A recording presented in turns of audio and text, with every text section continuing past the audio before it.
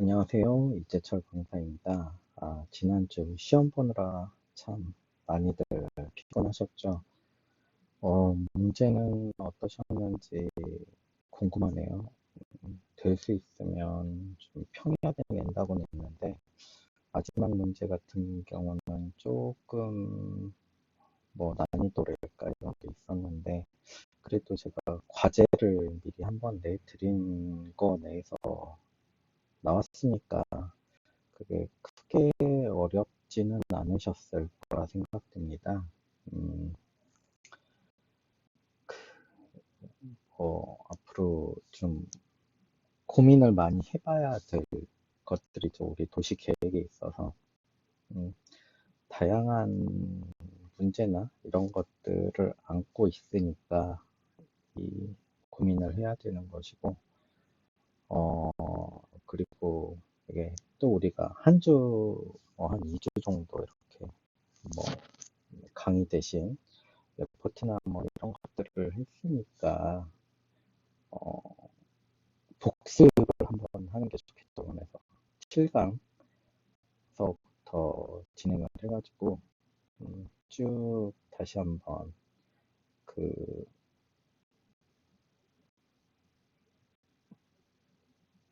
강의를 시작해 보도록 하겠습니다. 너무 부담 가지시지 마시고 천천히 따라오시면 돼요. 그리고 저의 기본적인 생각은 음, 여러분들이 좀 너무 어렵지 않게 생각하시고 편안하게 들으셨으면 좋겠고, 여러분의 생각을 논리적으로 기술하는 게 제일 좋아요. 왜 그러냐 그러면 여러분들이 공무원이 되든 뭐 나중에 그 엔지니어링을 들어가든 그 부동산을 개별적으로 여시든 이쪽 계통이 있으시면 남들을 설득하는 작업에 있어서 본인 주관적인 생각뿐만 아니라 여러 관점에서 보고 다양한 시점에서 여러 가지를 좀 설명해 주실 수 있어야 된다고 생각하기 때문에 음, 저는 이제 주관적인 것보다는 객관적인 데이터와 본인의 시야에서 어떤 방식으로 논리적인 그 대답을 할 수 있느냐에 대해서 좀 제일 중요하다고 생각하거든요. 그런 것들이 잘 안 되시는 분들은 앞으로 사회생활 하실 때 그 이쪽 계통에서는 조금 많이 힘드실 거예요. 그러니까 저의 시간을 빌어서라도 조금씩 연습을 하신다고 생각을 하시면 됩니다. 그리고 시험 문제 아예 백지 내신 분들이 있는데 그런 분들은 제가 점수를 드릴 수 없다는 걸 미리 말씀드릴게요. 한 두세 줄 쓰시고 이런 분들은 점수가 안 좋아도 본인이 선택한 것이고, 어쨌든 될 수 있으면 기말고사에 그렇지 않도록 여러분 생각을 잘 쓰실 수 있도록 해주셨으면 감사하겠습니다. 수업 진행해 보도록 하겠습니다. 어, 금융에 대해서, 파이낸싱에 대해서 뵀죠. 이제 흑자 지출 단위 가계고 적자 지출 단위 기업. 이제 은행은 여기를 연관시켜 주는 거죠. 가계는 이 이제 그 지출 단위 기업에 자금을 대주는 거죠. 어떤 방식으로 상품을 사준다거나 아니면 그 주식을 사주는 방식으로 이렇게 그 자금을 대주는 것이고, 그러면 적자 기출 단위는 주식이나 채권을 이렇게 주는 거죠. 요거는 자기 이제 기업이 좀 이렇게 좀 커지고 어느 정도 인지도가 있을 때 가능한 것이죠. 그 다음에 가계단. 근데 우리는 솔직히 많은 돈을 기업에 투자하지 못하잖아요. 이 가게가. 그러니까 어떤 방식을 통해요? 예금이나 적금을 통해서 은행으로 돈이 모이면 은행 대출을 통해서 기업이 그 자금을 돌리는 방식으로 되고 있죠. 뭐 이거는 음, 이거는 단지 이제 기업이라는 것뿐만 아니라 우리 그 도시 개발 쪽에서도 똑같은 방식으로 이루어지고 있어요. 그 다음에 이제 금융에 대해서 좀 더 보면 지분금융, 주식 이게 그 지분을 나눈다는 거 있죠. 주식을 발행해 가지고 내가 뭐 이 기업의 가치가 5천억이다. 그러면 그거를 뭐 주식 발행 기본 단위는 500원인가 1000원 단위로 이렇게 아마 할 거예요. 그러면 거기서 이제 뭐 기업 가치를 보고 투자하는 사람들이 그걸 나는 2만원, 3만원에 사겠다. 뭐 이런 방식으로 있었고, 요번에 BTS 주가 그 떴었는데 사자마자 쭉 떨어졌죠. 어, 여러분들은 이제 금융이라는 거를 바라보실 때 이제 사회나 우리가 어떻게 되는 건지에 대해서 바라봐야 돼요. 여러분 엔터테인먼트 주에서 BTS라는 그 독보적인 그 팀이 가지고 있는 자산은 제가 봤을 때 뭐 삼성 정도 된다고 봐요. 삼성 정도 된다고 보는데, 그러면 삼성은 단지 이제 그 삼성이라는 삼성전자죠. 삼성전자 주식으로 보는 거예요. 제가 삼성그룹 내 삼성전자. 그러면 이제 무슨 주식이더라? 그 방탄소년단에 소속돼 있는 그 엔터테인먼트 회사가 주식을 상장했는데 그 기업은 삼성이라는 그룹을 가지고 있는 거죠. 근데 방탄도 있고 밑에 쭉 있는 거죠.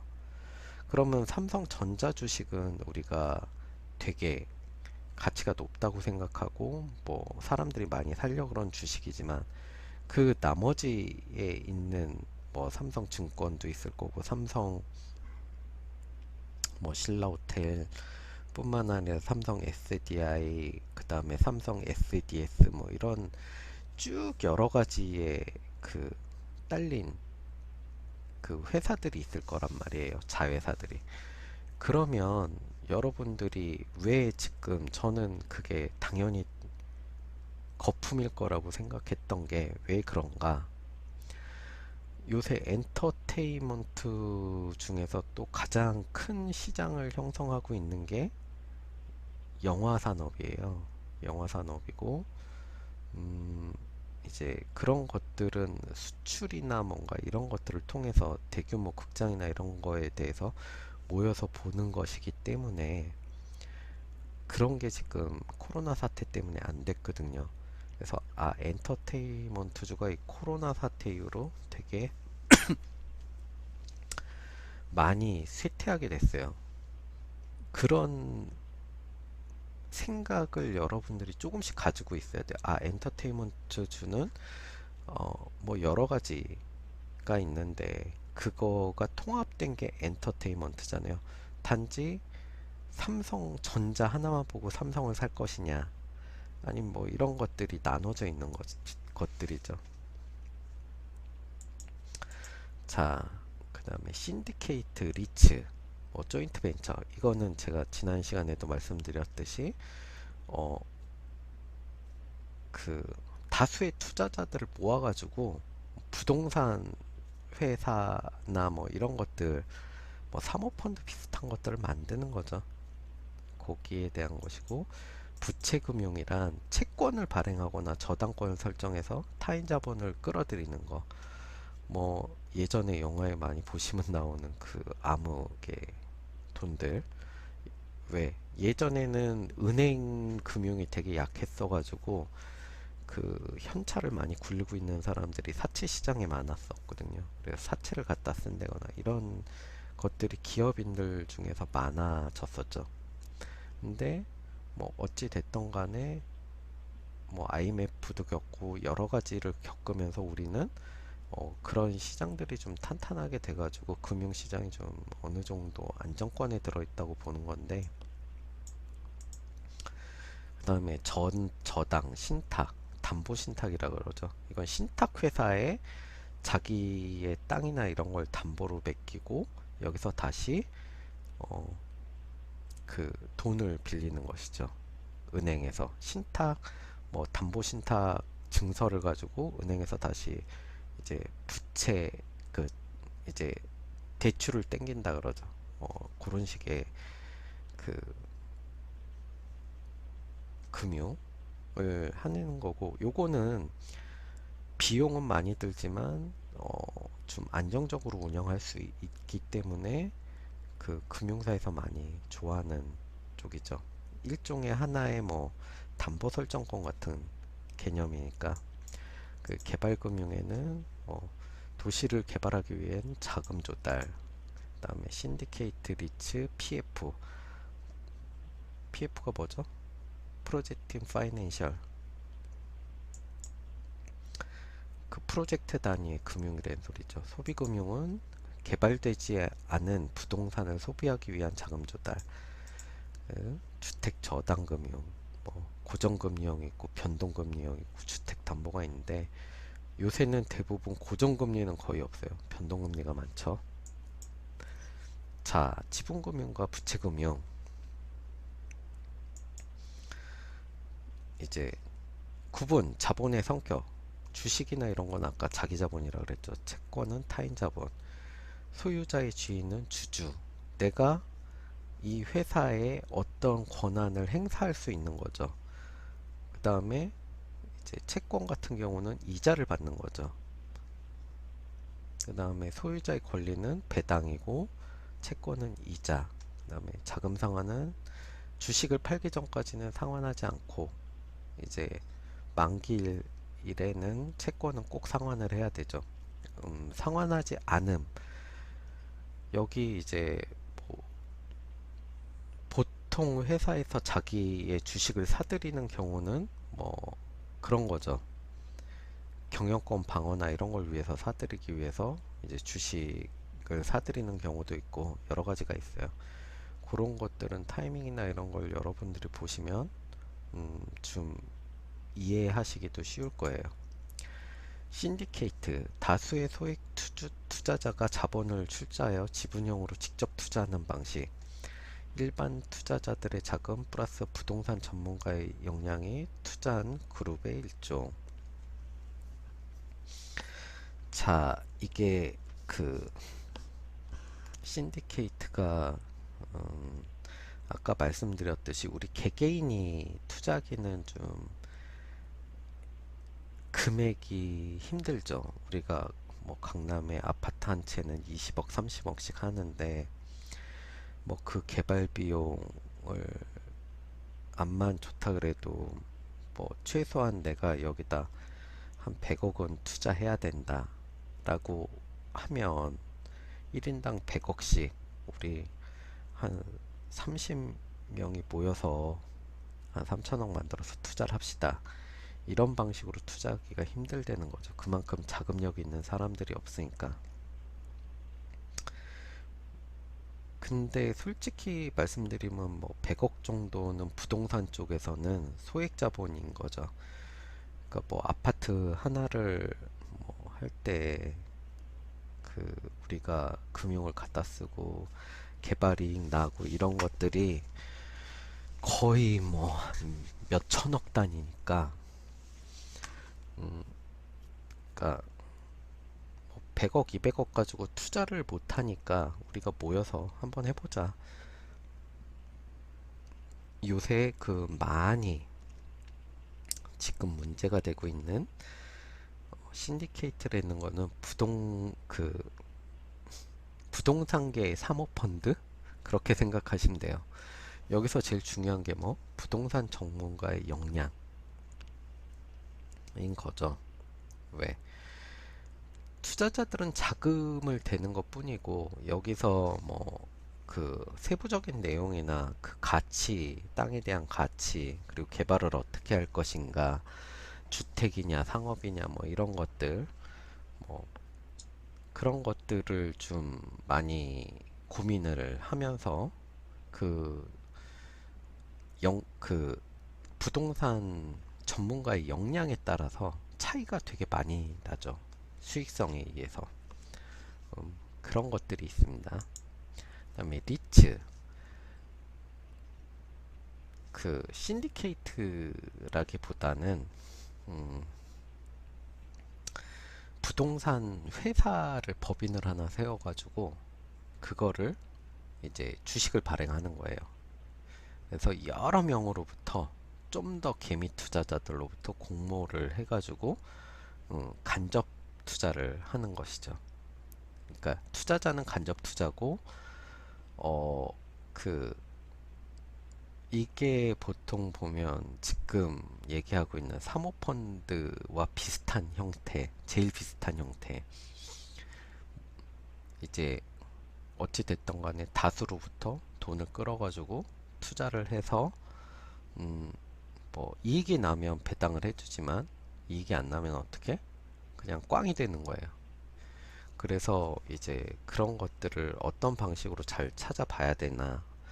그리고 요번에 나왔지만 뭐 공사의 채권에 이렇게 투자를 하겠다 이렇게 얘기를 해놓고선 막 무슨 사우나에 갔다 투자를 하고 이런 식이 됐죠.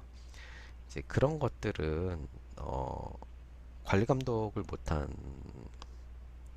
하나은행 책임이 좀 크다고 봐요. 어찌됐건. 그리고 그거를 감독 못한 이제 금감원이나 이런 데는 더 문제겠죠. 근데 결국 그거를 뭐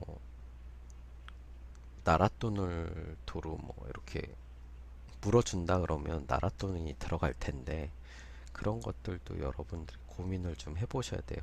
어떠한 방식으로 이러한 것들을 해결하는 것이 좋은가에 대해서 한 번씩은 고민을 해보시는 게 세상을 바라보고 여러분들이 돈도 어떻게 벌 수 있는가에 대한 고민을 할 수 있는 것이죠. 자, 그 다음에 도시개발업자는 차입자죠. 대출기관, 금융기관이 있을 거고, 음, 일단 우린 저당권을 설정한다 그러죠. 모든 대출은 담보 설정이 우선일 거예요. 저당권 무엇을 잡힐 것이냐, 대지냐, 건물이냐, 또 뭐 저당권도 나눠서 이렇게 설정할 수 있어요. 대지냐, 건물이냐, 뭐 그다음에 뭐 자동차 같은 것도 저당권이 될 수 있고요.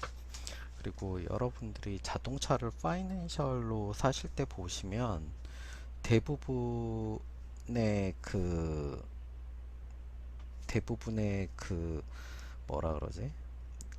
파이낸셜 자체에서 보시면 그 담보로 설정을 해놨어요. 그 차들을. 그래서 여러분들이 이렇게 파이낸셜 금융을 이용할 때 특히 중고차 같은 걸 할 때 보시면 그 차는 아직 대출금을 다 갚을 때까지 제게 아니에요. 현대차도 그렇고 새 차를 사도 그렇고 어쨌든 현대차에서 담보를 걸어 놓은 것이죠. 그러면 저당권을 설정하고 자금을 대출해 주는 거죠. 그 다음에 부동산 신탁회사가 있고 대출금융기관이 있고 도시개발업자가 있는데 어떤 방식이냐. 도시개발업자는 어떻게? 부동산 신탁회사의 소유권 이전해 주죠. 무엇을? 땅이나 이런 것들을 담보로 소유권 이전을 해주는 거예요. 그래서 신탁 증서를 받아서 그 이 신탁 증서를 질권 설정이라 그래요. 금융의 기관에 제출을 하면 얘를 담보로 잡는 거예요. 신탁 증권 자체를. 이게 부도 나면 이 부동산 신탁회사에서 대출 기관이 여기서 또 하자를 물어서 뭐 일종의 그 환수 절차에 들어갈 수 있기 때문에 신탁회사는 또 여기서 그 보험증권 같은 걸 들어 놓는 거죠. 각 그 파이낸셜에 대한 금융. 그리고 여러분이 관공서 사업이나 이런 거 하실 때 보시면 대부분 아시지만 이 계약이 제대로 이루어지지 않을 때를 대비해서 보험증권 같은 거를 다 들어가지고 오라 그래요. 저도 인천시 제2취약성 분석이나 뭐 기타 도시들에서 했을 때 어, 이렇게 좀 하다 보면 각 회사에서 뭐 지자체가 될 수도 있고 각 회사에서 이 그 영 그 과제가 제대로 수행되지 않았을 때에 대한 책임에 대한 비용이나 이런 것들을 보험을 들어서 이렇게 놓거든요. 그러면 우리는 서울 신탁증권이나 이런 데 돈을 내고 그 보험을 들어 놓는 거죠. 어쨌든. 그 다음에 금융기관은 도시개발업자에게 자금 대출을 해주는 거죠. 보통은 이런 방식으로 많이 해요. 왜? 금융대출기관이 이걸 통으로 도시개발업자를 빌려주기에는 솔직히 도시개발업자가 그 LH공사나 이렇게 공공기관 아니면 조금 믿음직하지 못한 부분이 있잖아요. 그러니까 어쩔 수 없이 우리가 중간에 이렇게 하나의 부동산 신탁회사라는 걸 두고 담보 설정 비슷한 거죠. 보험을 들어두신다고 생각하시면 돼요. 쉽게 얘기해서. 자, 비소금융과 사업주에게 상환권을 청구하지 못하죠. 비소금융은. 부의금융은 재무제표상 부채로 잡히지 않고 채무 수용 능력을 제고할 수 있게 돼 있어요. 그 다음에 그 위험분사는 다양한 이해관계자들이 참여. 아까 보시듯이 뭐 금융회사 개발업자가 다이렉트로 가는 게 아니라 신탁회사를 끼고 있고 신탁회사는 또 금융보험기관을 끼고 있고 이런 식으로 여러 가지 회사를 끼고 있는 거죠. 프로젝트 파이낸셜은 그래서 금리 비용이 높다. 각종 수수료 부담이 많다. 왜? 신탁회사에 이제 담보 설정권, 담보권 설정도 해야 되고 거기에 따른 뭐 그 신탁회사는 또 이 프로젝트에 대한 저거를 걸어 놓죠. 어쨌든 보험도 걸어 놓고 여러 가지 수수료가 생겨야 되니까 어쨌든 비용이 비싸요. 그 신탁증권을 가지고 또 금융기관에서 다시 대출을 받으면 대출 이자도 내야 되고 이런 것들이 다양한 비용이 나가기 때문에 좀 금리가 높고 각종 수수료 부담이 많지만 어떻게 안정적이다. 그래서 왜? 아, 이놈이 잘하는지 신탁회사도 관리를 해야 되고 금융회사도 얘가 이자를 좀 밀리고 이러면 제대로 안 되나 가서 관리 감독을 해야 되고 여러 가지를 볼 수 있어서 음, 다양하게 관리 감독을 하는 거죠. 단지 지금 그 뉴스에서 회자되고 있는 사건들 있죠. 그런 사건들은 이제 금융이 주로 문제가 되고 있는데 그게 왜 문제가 되냐? 이렇게 하나은행을 이제 팔게 해줄 수 있는 허가를 내준 게 금감원이고 이제 금감원에서 허가가 났으니까 여기 하나은행이나 기타 은행에서 아 이거 괜찮으니까 좀 해봐 이렇게 이제 일반 소비자에게 판 거죠. 사모펀드를.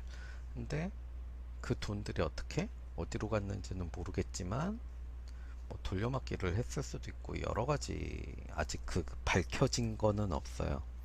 뭐 로비 자금으로 썼을 수도 있고 예측.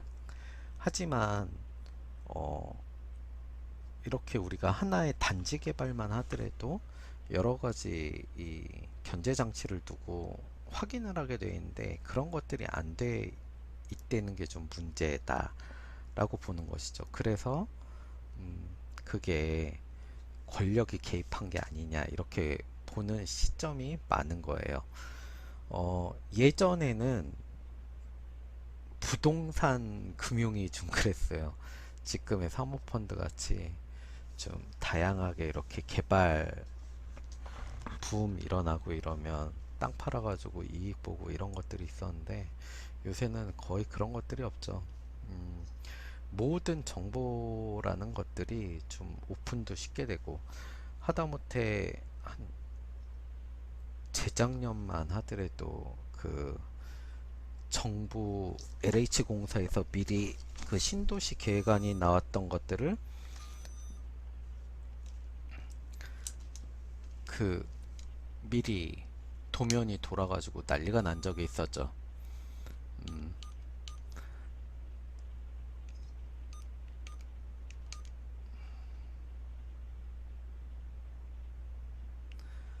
그런 식으로 지금은 정보의 순화력이 이제 개방성이나 이런 것들이 너무 많기 때문에 어, 조금 이런 부동산 쪽에서는 특히 이게 금융은 돈이 사라지면 끝이잖아요. 근데 우리 부동산이나 이 도시개발 물리적인 게 뭔가 남아 있으면 결국 그 이제 제로가 되진 않는 거죠. 영원히 또 이제 투자한 금액이 영원히 되진 않는다는 것. 최소한 땅은 분배해서 가져갈 수 있으니까. 이제 그러한 관점에서 보신다면 좀 이해가 쉬우실 거예요. 그리고 어쨌든 눈으로 보이는 것이고 거기에 대한 정보가 예전같이 뭐 갖춰진 일부 사람이 공유하는 게 아니라 어디서든 찾아낼 수 있기 때문에 요새는 뭐 PF나 이런 걸로 해가지고 우리가 부동산 개발업으로 사기치긴 되게 힘들죠. 자, 그러면 어떤 방식이냐? 사업주 시행사에서 토지 매입. 뭐 솔직히 매입은 아니에요. 여기서 보시면 지난 시간에도 얘기했지만 개발추진위원회가 설립되고 그게 조합 설립을 하게 되는 거죠. 조합 설립을 해서 조합 설립이 이제 그 프로젝트 명목상 회사가 되는 거예요. 그리고 이 사업주는 시행사, 여기 뭐 토지 매입이나 설계 인허가 사업 진행을 도와주는 사람이죠. 요게 이제 사업 주체가 우리가 알고 있는, 여러분들이 알고 있는 조합, 주택 조합이라는 것이고, 그 사업주나 이런 것들은 시행사를 얘기하는 것이죠. 그럼 사업주는 투자 관리를 해야 되고 이익금 배분을 해야 되죠. 그 다음에 수요자에게는 우리는 대금을 받아서, 무슨 대금? 뭐 분양 대금을 받는 거죠. 그래서 양도권, 그 우리가 요 아파트에 대한 권리를 양도하는 거죠. 그 다음에 그 금융회사나 자금대출은 프로젝트 회사가 뭐 대출금 상한을 꼬박꼬박 해야 되고 대출금 감독을 해야 되죠. 그 다음에 시공사, 요게 제일 큰 거니까 공사 대금을 책임져야 되고 줘야 되고 그 다음에 공사 진행을 해야 되는 거죠. 근데 여기서 가장 이제 좀 힘이 센 사람들은 보면 어, 요 라인이에요. 요 라인, 요 세로 라인. 요 사람들이 실질적으로 어, 모든 것들을 진행하고 있는 사람들. 왜 조합원을 도와주고 있는 시행사, 그리고 시공사, 우리가 알고 있는 롯데건설, 롯데캐슬이죠. 그다음에 GS, 그다음에 뭐 기타 등등 여러 가지 많잖아요. 이런 시공사들이 들어가서 이제 그래서 우리가 그 조합원 총회를 열 때 보통 제일 처음에 하는 게 조합 설립이랑 그 시행사와 시공사를 같이 이렇게 설립할 때 이 그 조합원 총회를 열거든요. 근데 왜 그걸 그렇게 한꺼번에 하느냐? 순차적으로 해도 되는데, 물론 순차적으로 해도 되는데 그 비용이 만만치 않아요. 이제 세대당 수로 하면 그 비용이 법적으로 따져서 모든 서류는 등기로 보내야 되고 등기 비용만 해도 이제 몇백씩 나와요. 보면 한 번 안 받으면 두 번 보내야 되고, 이제 뭐 돌아온 거를 다시 유선으로 연락을 해보고 뭐 이렇게 다시 한번 보내는 제도, 이런 것들을 해야 되고, 그 다음에 그 안에서 음 이제 무슨 우리가 그런 거를 빌리잖아요. 쉽게 할 수 있는 데 같은 경우는 이게 몇천 명이 모이거든요. 이제 아파트 단지를 한번 하려면, 조합 총회를 하려 그러면 어떤 방식이냐 그러면 보통 무슨 그 체육관 같은 걸 빌려요. 그럼 그거 하루 빌리는 대금도 이제 몇백 나갈 거고, 거기에 대해서 뭐 선관위원들에게서 투표 기표 용기 같은 것도 빌려와야 되고, 그 다음에 그거를 보완할 수 있는 경비업체, 그 다음에 경찰서에도 연락해야 되고, 여러 가지 이런 비용들을 다 합하다 보면 그 조합원 총회 한번 여는데 비용이 뭐 작게는 몇 천만 원에서 몇 억까지 드는 경우가 있어요. 그래서 이 비용을 줄이고자 보통 이 세 가지를 한꺼번에 조합 총회로 이제 결정을 하는 거죠. 그래서 보통 제일 큰 일들, 이제 중간에 시공사나 시행사가 바뀔 때 또 조합원 총회를 열어야 되고, 뭐 여기서 수요자인 그 조합원 이외의 분양권에 대해서 얼마나 뽑을지, 그 비용을 어떻게 결정할 건지도 이제 그 조합원 총회에서 결정을 하거든요. 이런 것들은 여러분들이 한 번쯤 선배나 이렇게 술자리 들어가 술 마시면서 얘기를 들어보면 되게 재밌는 일들이 많아요. 그런 것들을 한번 이제 들어보시면 이해가 좀 더 빨리빨리 되실 거예요. 이제 개발금융의 원리는 자기자본과 타인자본을 포함해서 개발 사업에 소요되는 자금을 조달하는 것이죠. 개발 사업 및 사업을 추진하는 데 주체가 제공하는 자금이라는 점에서 공급자는 금융이 되는 거고요. 그 다음에 개발 사업의 수혜자는 최종 소비자에게 제공되는 수요자 금융과 구별되죠. 따로따로죠. 왜? 소비자는 우리가 어찌 됐던 간에 비용을 지불하고 아파트를 사는 거죠. 그 권리를, 물품을 사는 거기 때문에 이 이익금이 될 수는 있지만 금융과는 좀 별개의 문제예요. 약 3, 4년의 기간 동안 건설에 필요한 전체 개발 비용이나 일부에 대한 단기이자 지불 비용체를 지칭하는 것으로서 건축, 교량금융 또는 건설금융 등을 다 포함한다. 뭐 영종도 공항 개발할 때도 그렇지만 어찌됐던 영종대교나 이런 것들을 다리를 놔야 되잖아요. 이제 그런 것까지 다 포함되는 거예요. 그 공항 설립 사업에는. 그러면 그런 거는 몇 년간 우리가 그런 유료 통행료를 받아서 이 다리 비용 유지 보수비와 이런 것들을 계속 만들겠다. 뭐 이런 것들을 이제 사업성을 만들어내는 거죠. 그 다음에 토지 수용, 건설 작업, 전문가 수료, 마케팅, 그 다음에 자금 자체와 개발 과정에 포함되는 임시비용. 뭐 임시비용은 되게 많아요. 예를 들어 추진위원회가 설립됐는데 뭐 그 사무실을 빌리는 경우도 있죠. 전화도 하나 따와야 되고, 그 다음에 거기 뭐 CCTV나 이런 걸 둘 수도 있고, 금고를 설치할 수도 있고, 인터넷도 설치해야 되고, 이런 비용들이 들어가는데, 그거를 뭐 추진위원회 추진위원장이 내가 다 이 돈을 낼 거야 라고 할 수 없을 거예요, 아마. 왜 한 달에 거기 들어가는 비용도 만만치 않거든요. 뭐 복사기, 기자재비 해서 최소 운영비가 한 달에 뭐 아무리 적게 잡아도 300에서 400은 들어갈 텐데, 자기가 돈을 안 받는다 손 치더라도, 왜? 조합이 설립되면 조합장이나 이런 거를 나갈 수가 있고, 어찌됐던 조합장이 되면 월급을 받을 수가 있거든요.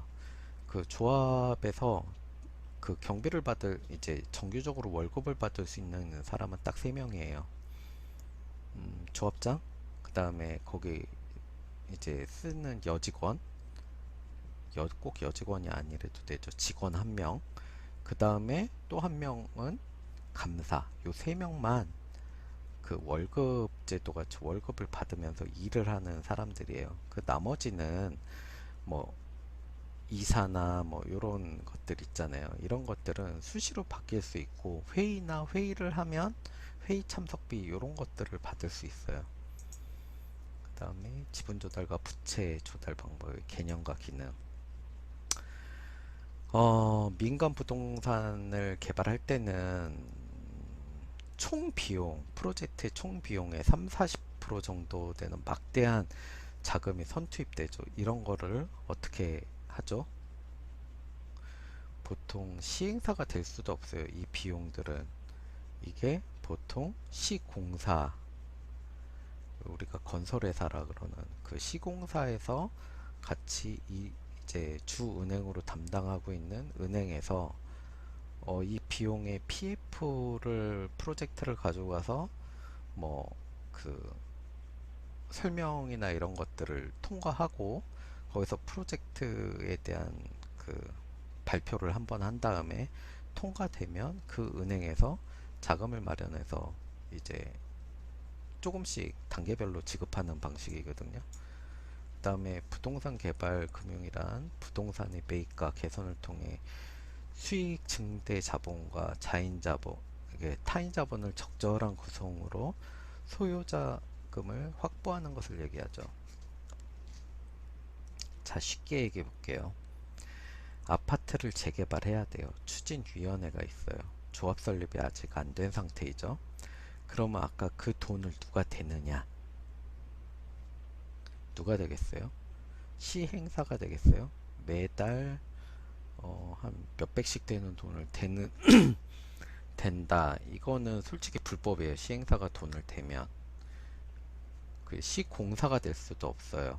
그럼 어떤 방식으로 돈을 쓰느냐? 그런 건데, 시공사는 시행사에 이제 내가 우리가 들어갈 테니까 좀 미리 비용을 우리가 지불할게, 이런 방식으로 가요. 그러면 이걸 어떻게 내릴 것이냐는 문제가 있는 것이죠. 법적으로 걸릴 수도 있고. 그러니까 한 단계를 걸치는 거예요. 이게 솔직히 안 좋은 방법이긴 한데 대부분 시장에선 이런 방법을 해요. 이 그러니까 우리가 배우는 과정에선 이런 얘기가 안 나오지만 뭐 실질적으로는 그 철거 업체들이 있어요. 시공사마다 그 철거 업체를 통해서 비용을 내려요. 왜? 철거 업체는 뭐 어찌 됐던 간에 벌금이나 이런 것들에 대해서 법적으로 좀 자유로운 그 직군이기 때문에 그렇게 크게 제재를 당하거나 이러진 않아요. 그러니까 그쪽을 통해서 돈을 내리는 거죠. 뭐 기업 공개 증자 등 수익 주식 가치가 증대되는 거죠. 자금 조달 유입, 증대, 지분 조달 방식 뭐 이런 게 있는데 아까도 얘기했지만 BTS 주식 뭐 이게 어마어마하게 뜰 줄 알았는데 단 며칠 만에 몇십만 원씩 내리고 그러니까 사람들이 좀 고민을 많이 하죠. 근데 조금 그 아까도 말씀드렸듯이 지금 엔터테인먼트주 자체가 조금 전체적으로 힘든 상태예요. 코로 엔터테인먼트 자체라는 거는 대면이 있어야 이 돈을 끌어오기가 쉽거든요. 근데 공연도 그렇고 BTS도 지금 뭐 대규모 공연이나 이런 걸 못 하잖아요. 뭐 그러다 보니까 이게 좀 힘들어요, 전체적으로. 근데 그런 거를 안 보고 너무 이제 과포장돼서 이 주식이 평가된 거죠. 근데 사람들이 지금은 부동산도 그렇고 투자할 데가 없으니까 그 돈들이 다 그쪽으로 몰렸다고 하는데 조금만 시대를 볼 줄 아는 사람이면 아마 거기다 투자는 안 하셨을 거예요. 차입금 채권 발행으로 부채 방식에 의해 자금을 유입하는 것을 이제 부채 조달, 아까도 얘기했었죠. 뭐 자금 조달의 수단별 장단점 비교 이렇게 하면, 지분 조달 방식은 그 원리금 상환할 필요도 없고 이자 상환이 없으니까 안정적으로 기업을 운영할 수 있겠죠. 부채 조달 방식은 어떻게? 원리금 상환, 날짜가 정해져 있는 거죠. 그 다음에 과도한 돈을 빌렸을 때는 이자가 많이 나가니까 어떻게 돼요? 이제 부실의 확률이 높아지는 거죠. 지금 사모펀드처럼요. 그러니까 이런 것들이 좀 문제가 돼요.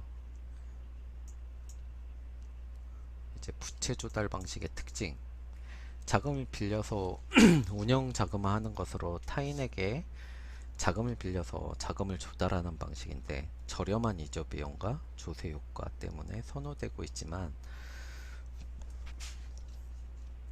제가 봤을 때는 조금 문제가 있어요. 이건 왜?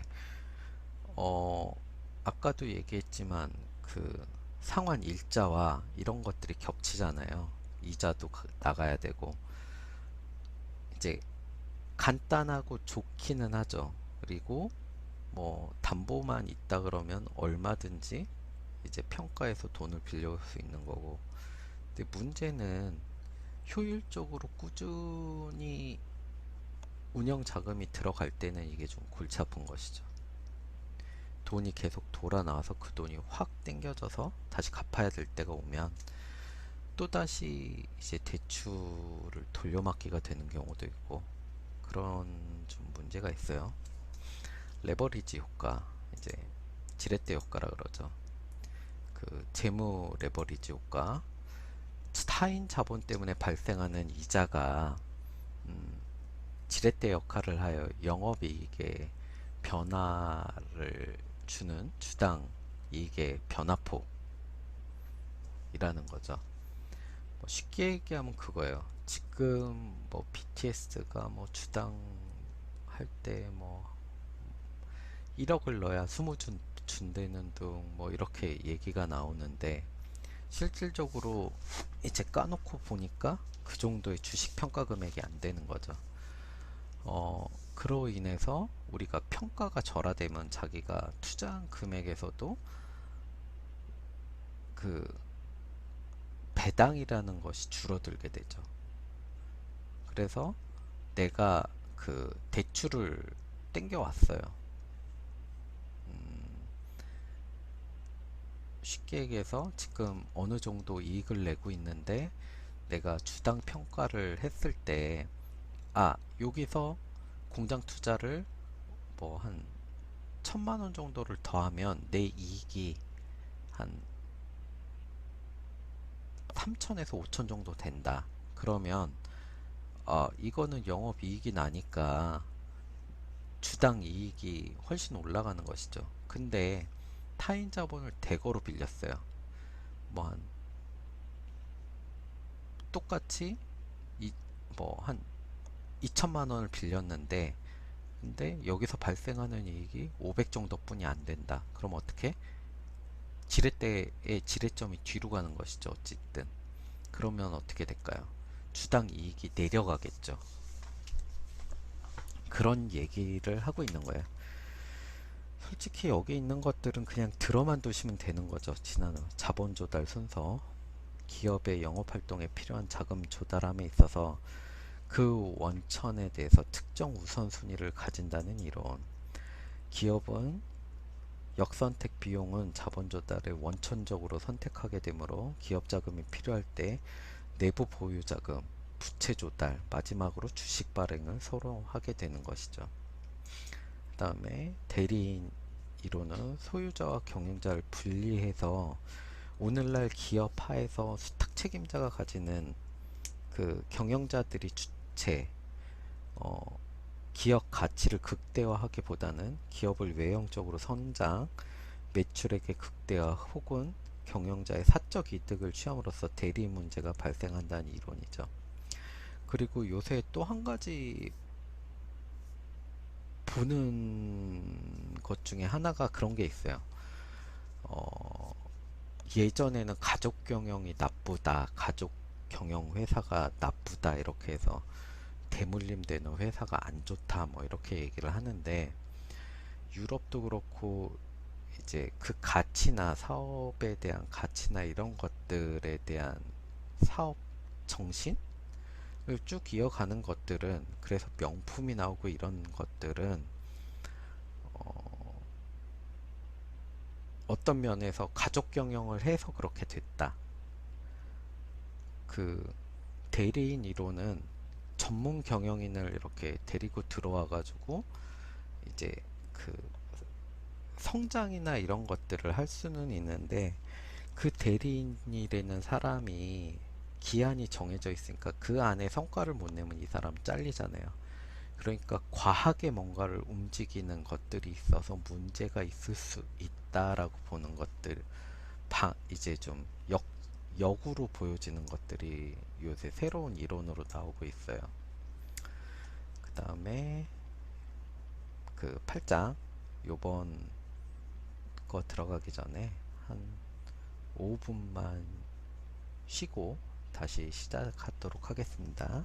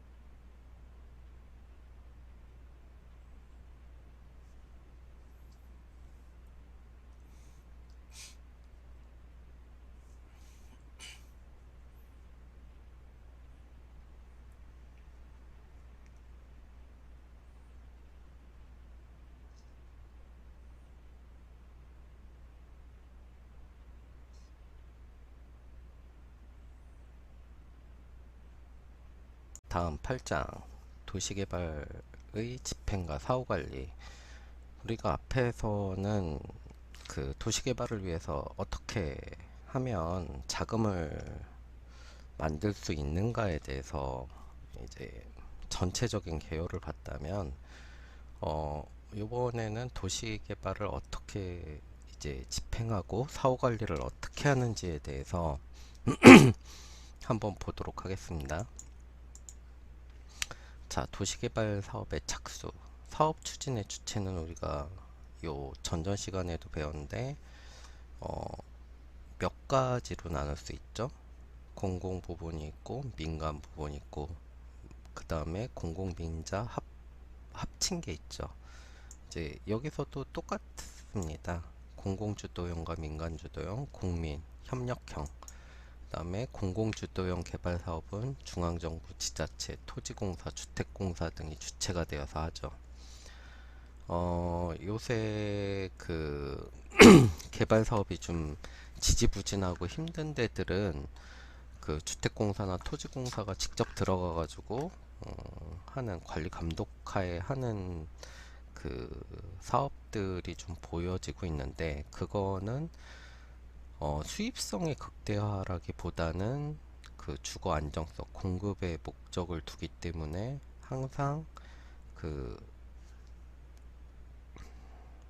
저런 것들을 많이 두죠. 그 임대 사업을 하기 위한 그 공공주택을 많이 건설하게 되고, 이제 그것 때문에 아파트의 단가나 이 질이 떨어진다고 생각하면서 사람들이 그러한 개발 방식을 되게 싫어하는 방향으로 몰아가고 있는데, 저는 꼭 그렇게 생각은 하지 않습니다. 뭐 그 좀 하층민이 들어와서 있다고 그 아파트 단지의 가격이 떨어지거나 그러지는 않을 것 같아요. 그러니까 그런 거에 대해서 너무 이제 지금까지 관행들이랑 그 지금부터의 관행은 우리가 만들어가는 것이니까, 그런 것들을 어떤 방식으로 접근할지에 대한 것도 한 번쯤은 여러분들이 고민을 해봐야 되는, 음, 만약 이쪽에서 계속 일을 하시고 그러려면 고민을 해보셔야 되는 주제 중에 하나인 것 같아요. 공공민간 협력 개발 방식은 공공의 장점인 추진력과 민간의 장점인 경영 능력이 결합하여 시도한다. 근데 우리나라는 공공의 추진력은 있지만 이제 경영 능력은 배제가 되는 것이죠. 어쨌든 왜 이윤의 극대화를 하려면 어느 정도의 그 좀 공공이익을 배제하면서 최소한의 공공이익을 주고, 이제 그 나머지에서 그 단지 개발이나 이런 거에 그 최대한의 이익을 내야 되는데 그러지 못하고 있는 실정이죠. 민간 주도형 개발 방식은 민간이 중심이 되어 개발하는 것 아시지만, 이게 주체는 누가 된다고요? 주택조합이 되는 거죠. 그 사업 주체의 조합이 되는 것이죠. 도시개발법을 근거로 추진되는 사업들에서 쉽게 볼 수 있는 형태다. 뭐 요거는 우리가 몇 가지 나눴었죠. 도시개발법, 그 다음에 또 뭐 있었죠? 주거정비법, 이게 없어진 법이지만 뭐 택지개발 촉진법, 뭐 이런 것들이 다 있었는데 요새는 좀 하나로 뭉뚱그려져 있는 게 있다고 지지난 시간에 얘기를 했었어요. 개발 방식은 어떤 게 있을까요? 자, 수용 방식과 환지 방식이 있죠. 그 환지 방식은 어떻게 하는지 그때 자세하게 설명드렸죠.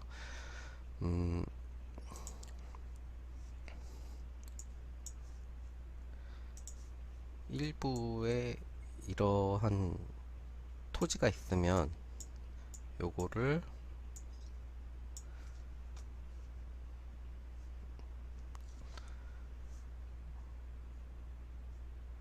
잠시만요.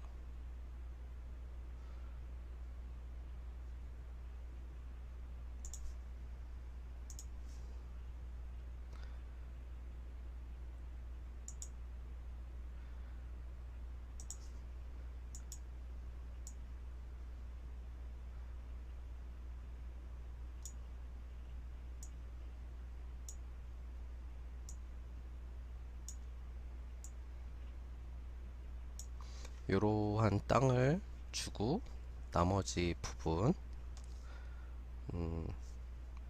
뭐 요 부분이라던가 요 부분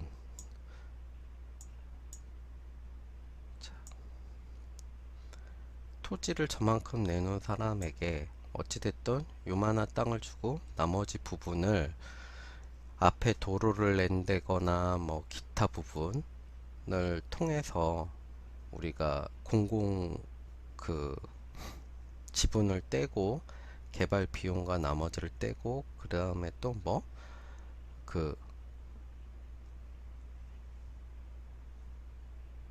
나머지 땅에 대해서 뭐 우리가 공공재로 획득을 하고 돈을 안 받고 땅을 대신 받는 방식, 이게 환지 방식이라 그랬죠.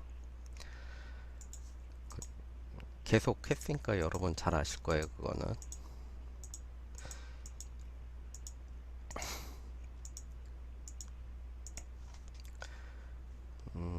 이 환지를 이게 시행자가 어떻게 시행할 건지 미리 다 땅을 쪼개 가지고 작성을 하는 거예요.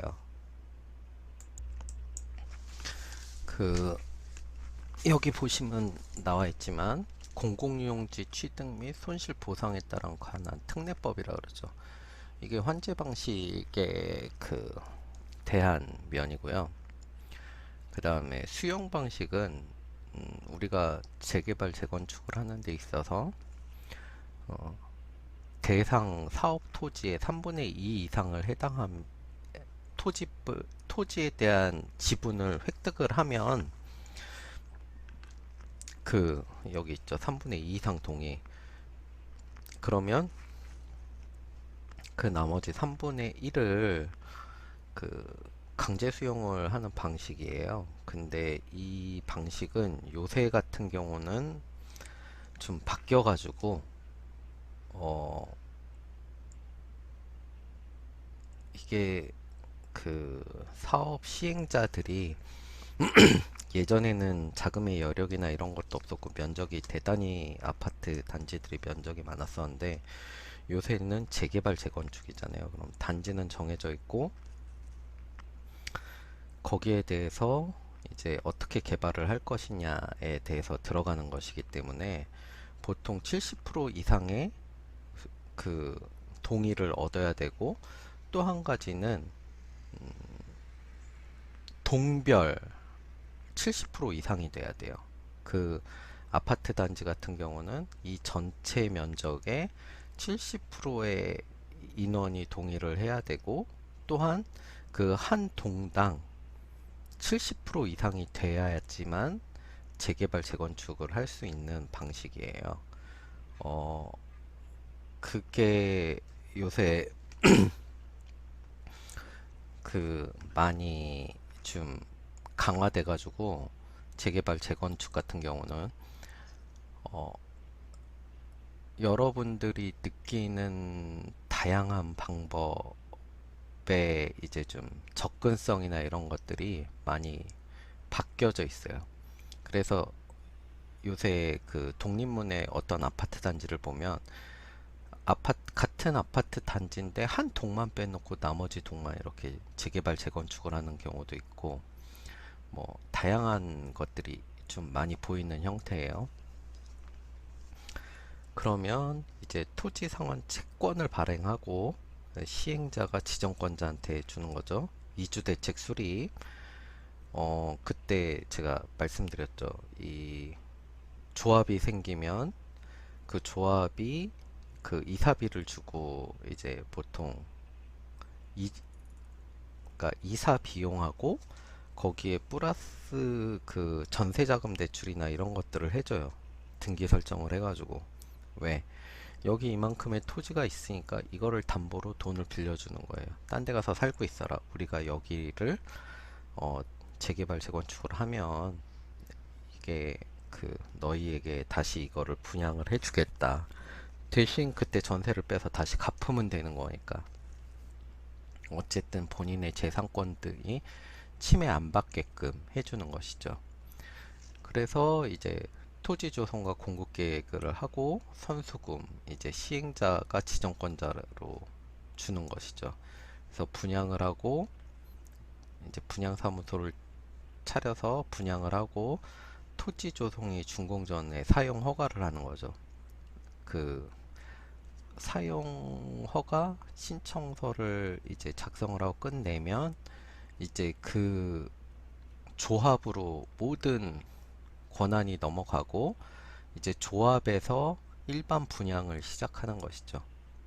그래서 거기 들어온 자금으로 나머지에 대한 비용을 하는 것이고, 어, 이거는 어쨌든 민간 방식이고 환지 방식은 어찌 됐던 간에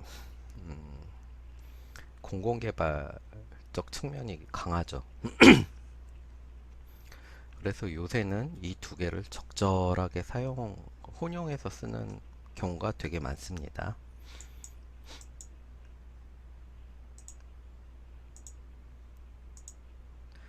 자, 토지의 확보. 아까 얘기했듯이 그런 식으로 확보를 하는 거죠. 하나는 환지냐, 하나는 뭐 동의를 얻어서 이제 매입을 하는 조건이냐, 인수권을 확보하는 것이죠.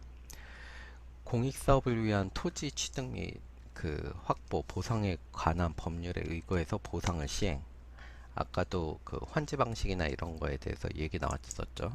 그 다음에 토지, 건축물, 공작물과 과수, 묘목, 농작물 등 보상, 영농업, 축산업의 손실에 관한 보상, 이주정착금, 주거 이전비 등에 관한 사항을 규정하고 있습니다.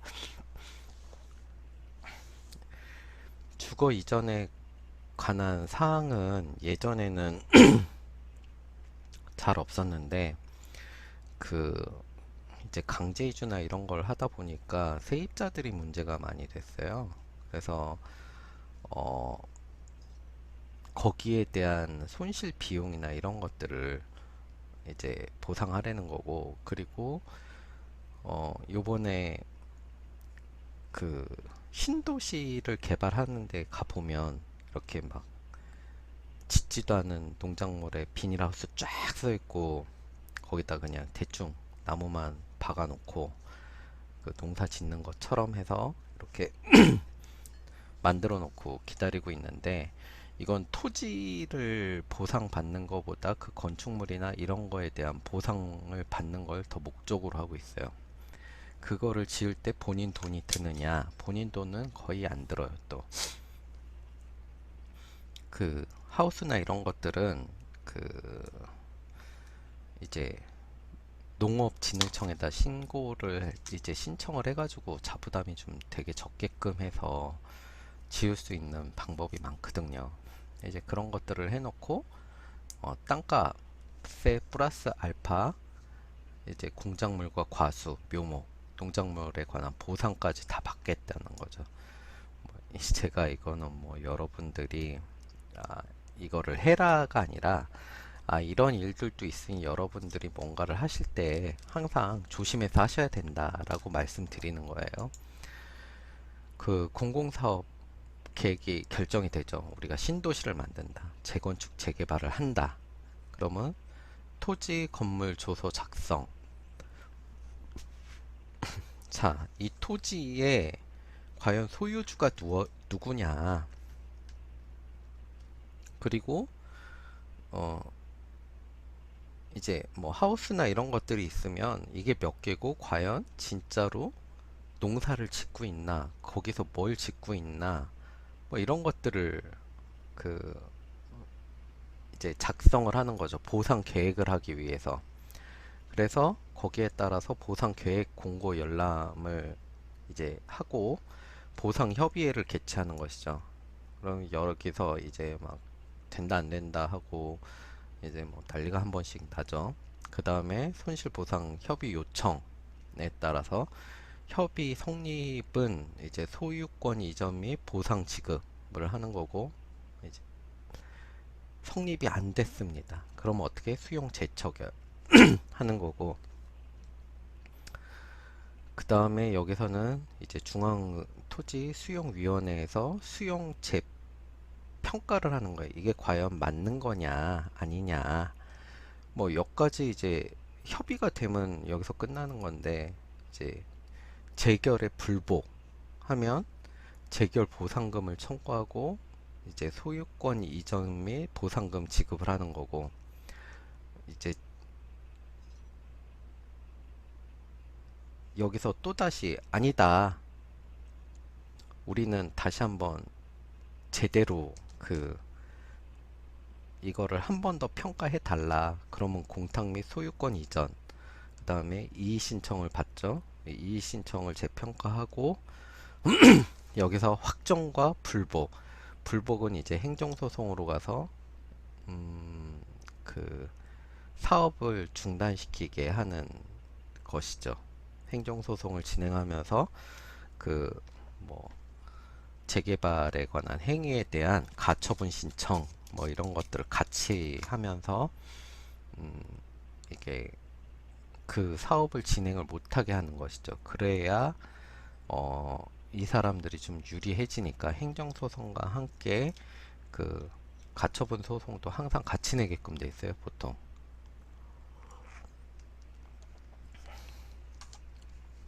뭐 이러한 결정을 따르고 있습니다. 우리는 이제 토지 확보를 위해서 이런 결과 되게 복잡하죠. 좀 여러분들이 어, 이 계획사업 결정까지는 정보를 잘 모르는데 그 다음 단계 보시면 토지 및 건물 조서 작성이라는 게 있어요.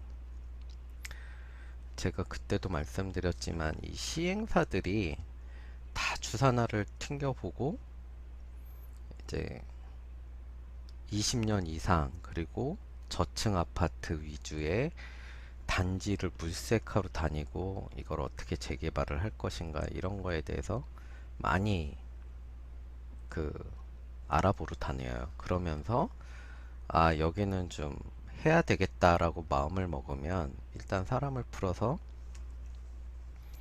이 토지 및 건물 조서를 작성하거든요. 요 단계쯤 되면 어 요게 이제 슬쩍 시작하려는 단계쯤에 알게 되면 들어가서 이제 그 아파트를 취득하거나 이러면 좀 더 그 가격 상승분이나 이익을 볼 수 있는 거죠. 단기간 안에. 근데 요새는 그것도 실거주 2년 이렇게 돼서 막혀 있는 것이죠. 그러니까 거기에 대해서는 여러분들이 이 부동산 쪽이나 도시개발 요런 거를 진행하시다 보면 그 잘 하셔야 돼요. 어쨌든 좀 본인이 뭔가를 해보려고 노력을 하셔야 되고 저도 이 도시계획공학과 와서 이런 공부를 하면서 예전에 좀 아파트 가격이 쌀 때 경매 이런 것들도 많이 해봤었거든요. 물론 집안이 부동산업을 해서 그런 경우도 있었지만 그래서 의외로 좀 잘 된 경우가 꽤 있었어요. 이게 보는 눈들이 커지는 것이죠. 근데 여러분들은 교수님 돈은 어떻게 버나요를 하지 말고 전공 공부나 이런 걸 좀 열심히 하고 잘 돌아다니시다 보면 아 여기가 될 거다 안 될 거다 이런 감들이 조금씩 생기실 거예요.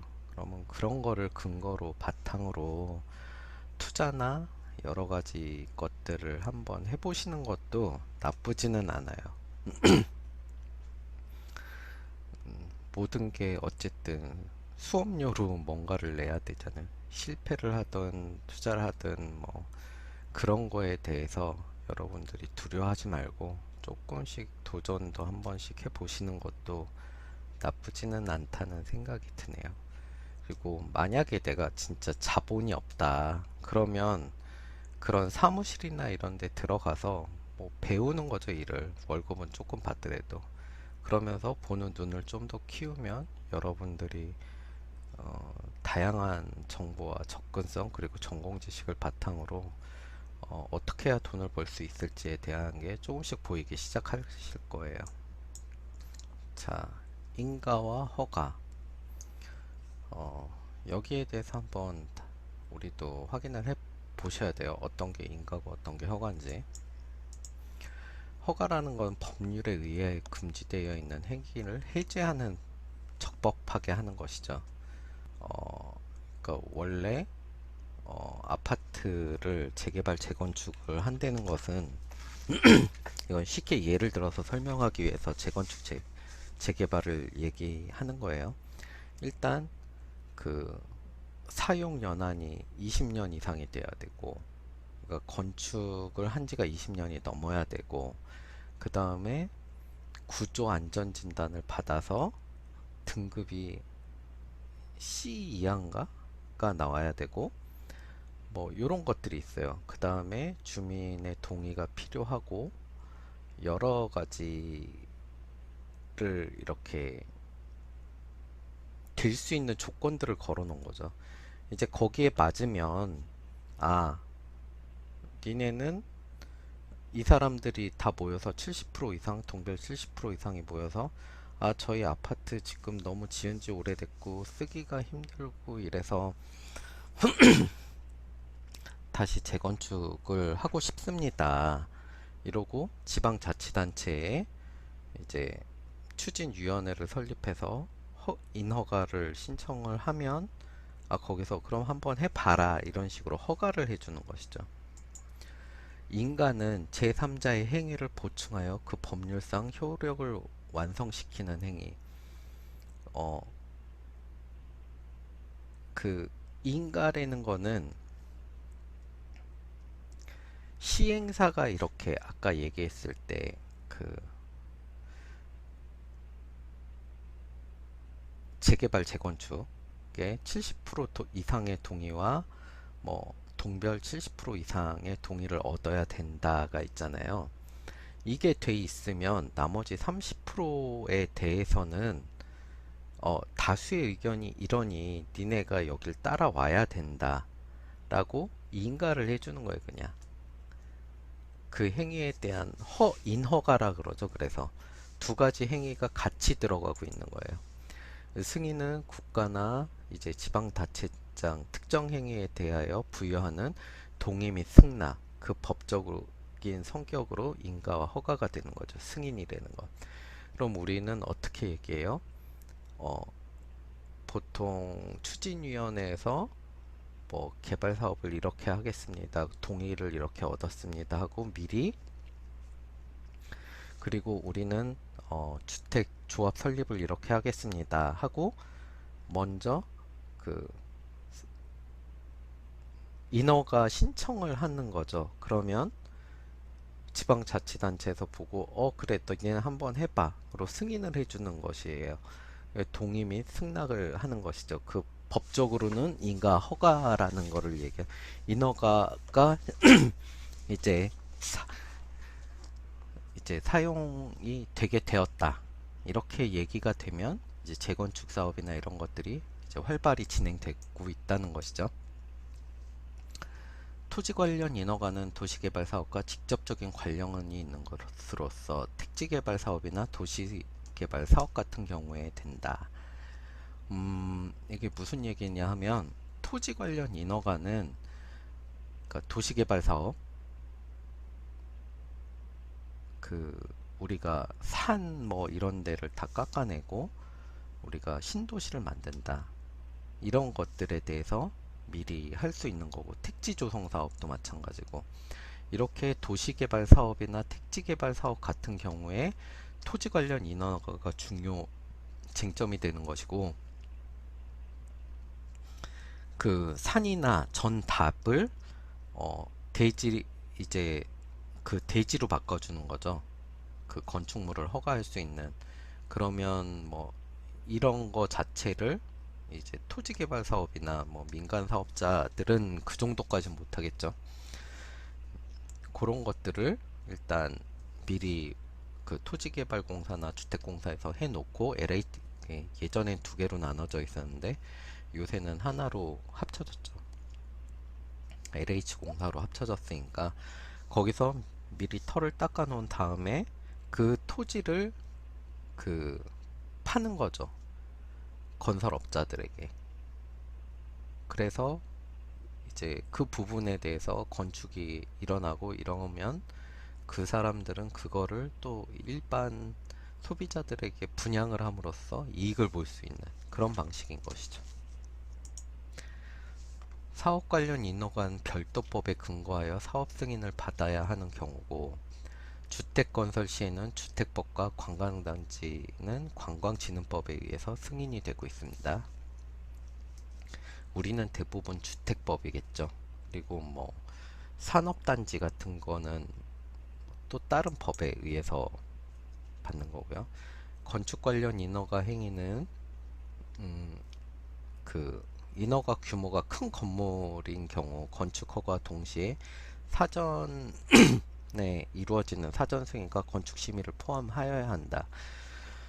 어, 롯데타워 같은 경우를 보시면 L타워 아시죠? L타워를 보시면 그 본인이 땅도 사고 건축물도 올리고 뭐 여러 가지를 하면서 서울시에다 계속 허가 신청을 해요. 근데 고도 제한을 딱 걸어가지고 야, 그건 너무 높아. 짓지 마.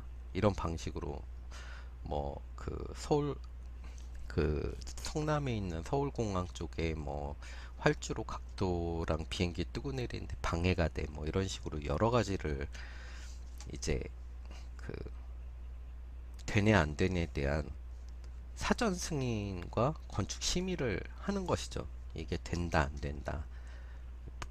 우리 지방자치단체에 필요한 거냐 아니냐.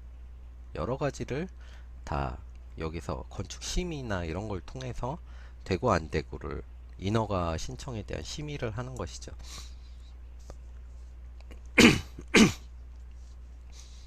이런 것들을 함으로써 우리가 건축에 대한 규제나 이런 것들을 미리 할 수 있는 거예요. 건축법도 그렇고 이제 그 도시개발법도 그렇고. 자, 또 보시면 영업 관련 인허가는 영업이 시작되는 경우에 해당하며 그 판매 시설이나 근린생활, 근생이라 그러죠. 각종 영업 활동에 대한 허가 절차를 받아야 한다. 우리가 뭐 그 일반 주거지나 이런 데는 근린생활 시설까지는 할 수 있는 것이죠. 거기는 뭐 유흥시설이나 이런 거는 배제가 돼 있고 뭐 여러 가지 뭐 헬스클럽 및 뭐 편의점, 슈퍼, 뭐 기타 등등 우리 약간의 그 중국집 같은 소매 영업시설, 닭집 뭐 이런 것들도 우리가 그 사용에 관한 그 허가를 받아야 되는 거죠. 아, 나 여기 닭집 할 건데 괜찮습니까? 그러면 뭐 여러 가지 허가가 필요해요. 그 우리가 식당을 한다 그러면 허가를 받아야 될 게 단지 위생 그 구청에 신청해서 그 위생법이나 이런 거에 관련된 위생과에서도 허가를 받아야 되겠지만 그 소방 관련 시설에 관한 것도 또 허가를 받아야 돼요. 인허가를.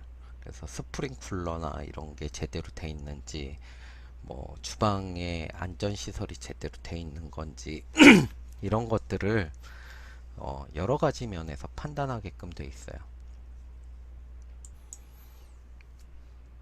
자, 다음은 건설 관리와 용지 공급. 자, 건설 관리 이제 개발팀 구성과 구성 관리 뭐 이런 것들이 있죠. 프로젝트 관리자. 그러니까 이 전체적인 그 개발 사업을 어떻게 할 것인가에 대해서 관리를 하시는 사람이죠. 이게 보통 시행사죠. 마케팅 관리자. 요것도 시행사가 하죠. 이게 어떻게 분양할 것인지, 뭐에 대해서 할 것인지. 그다음에 재무 담당자. 요거는 이제 금융, PF 하는 프로젝트 파이낸셜 하는 그거를 담당하는 사람이고, 프로퍼티 관리자. 이거는 재무 담당자랑 좀 비슷한 얘기긴 한데, 자산관리자예요, 자산관리자. 지금 자산이 어떻게 돼 있고 우리가 어떤 이익을 볼 수 있을까에 대한 고민을 하는 사람들이죠. 이 대부분이 도시계획의 이제 중요한 관리를 맡고 있는 사람들이죠. 그리고 건설 쪽에서도 똑같이 이 사람들이 관여를 해서 공기가 어떻게 되고 뭐 어떤 방식으로 분양을 하고 이런 것들을 계속 보는 거죠. 한 가지 재밌는 얘기는, 여러분 옛날 아파트 보시면 고층 아파트 뭐 한 12층까지의 아파트를 보시면 집에 어느 방에 딱 들어가 보면 이렇게 기둥이 툭 튀어나와 가지고 음 이렇게 좀 방에 쓰임새가 별로 안 좋은 아파트들이 있어요. 자, 이게 보통 허용 응력도 설계라 그러는데, 그 우리가 이제 일반 건축물에서 많이 보는 거죠. 연립이나 이런 데서 볼 수 있는 기둥과 보가 이 건물의 모든 그 하중을 받고 하는 거예요. 그래서 벽이나 이런 것들은 가벽이라 그러죠. 커튼월이라 그래서 음, 이렇게 툭툭 쳐서 부셔도 돼요. 그래서 건물 한 층에 있으면 기둥만 안 부시면 어 이거를 부셔서 막 건물 이제 세를 줬던 가게 두 개를 하나로 뭉쳐서 또 큰 가게 하나로도 세를 주고 이런 방식이 가능했거든요.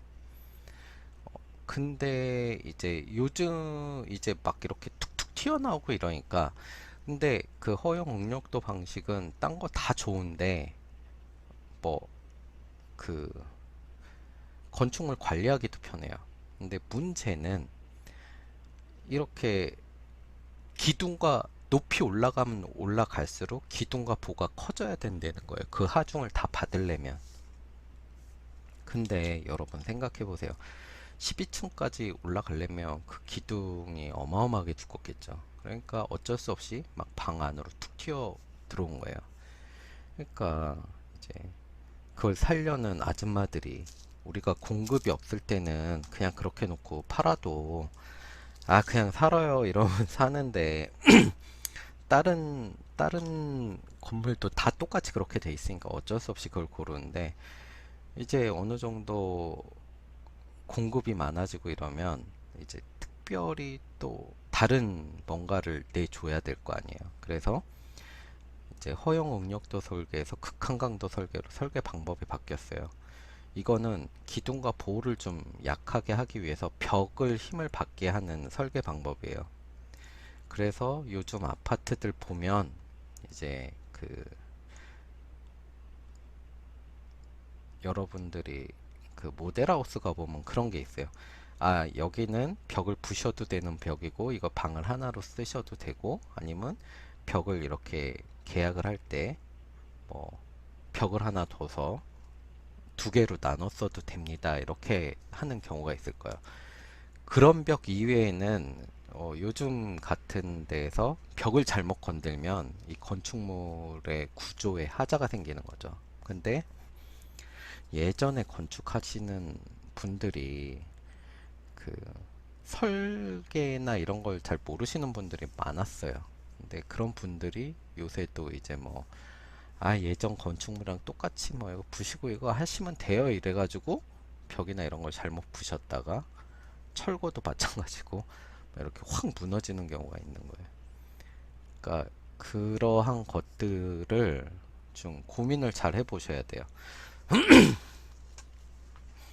그래서 이 관리자들이 모여가지고 어떤 방식으로 뭔가를 설계하고 어떤 방식으로 판매를 하고 그동안 돈은 어떻게 마련을 하고 자산 관리는 어떻게 하겠다라는 이런 좀 중요한 사람들이 내용을 가지고 있는 것이죠.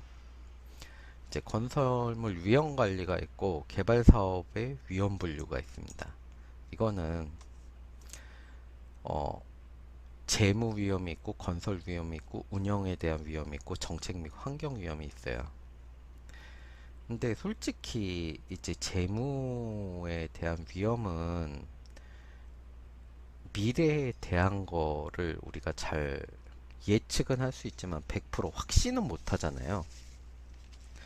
어, 내가 이 아파트를 분양할 때쯤 공급 물량이 어떻게 될지, 뭐 다른 데 아파트 분양이 어떻게 될지, 좀 더 좋은 단지가 나올지 내 주변에 이런 것들이 완벽하게 보장이 돼 있는 상태가 아니기 때문에 늘 존재하고 있는 것이죠. 하지만 이걸 최소화시키기 위해서 우리는 지금의 시장 상황이나 건축에 관한 인허가 사용에 대해서 이제 사용 허가 승인이나 이런 거 이제 신청한 것들을 우리가 알 수가 있거든요. 그런 것들을 보면서 우리의 그 관리에 대한 그 위험도를 줄이려고 하는 거죠. 그다음에 건설 위험, 뭐 준비 단계에서는 뭐 여기 쓰여진 대로 자금 조달, 비용 증가, 현금 흐름의 위험, 뭐 이런 것들도 있고, 사후 단계에서 분양, 미분양에 대한 위험이겠죠, 이건. 그 건설의 위험은 솔직히 여기에 대한 거는